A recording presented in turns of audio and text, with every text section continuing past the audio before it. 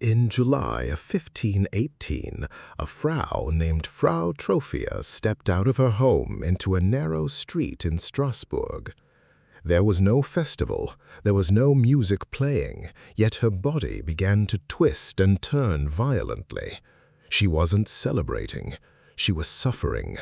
Her eyes were wide with sheer panic, her clothes were soaked in sweat, and her feet were quickly worn down to the bone on the jagged rocks, but no matter how hard she fought, she could not stop. Neighbors watched from the shadows in absolute horror. What do you do when your own body becomes a literal prisoner to an invisible rhythm? Within a single week, 34 more people were seized by the exact same violent urge. By August, the madness had swallowed the city. Roughly 400 citizens were dancing relentlessly through the streets of Strasbourg. The local authorities panicked, believing that the only way to cure the dancers was to let them get it out of their systems.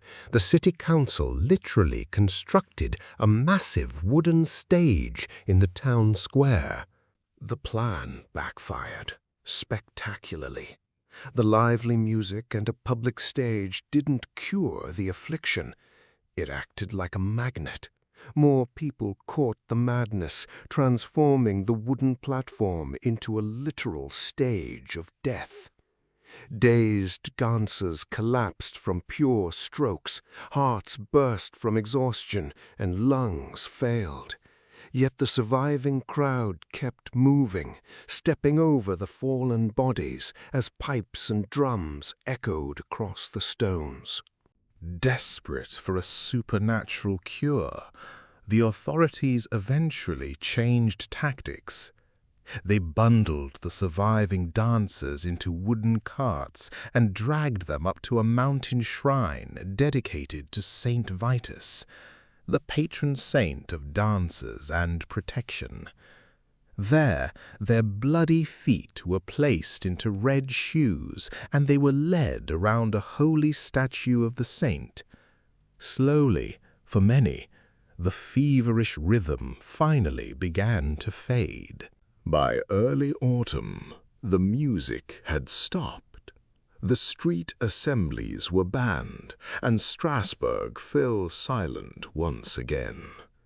Centuries later, modern science still argues over what actually happened. Was it a mass psychogenic illness fueled by severe famine? Or was it ergot poisoning, an active chemical in moldy rye bread that causes frantic hallucinations? We may never know for sure, but the empty streets stand as a haunting reminder of the time a city danced itself to death.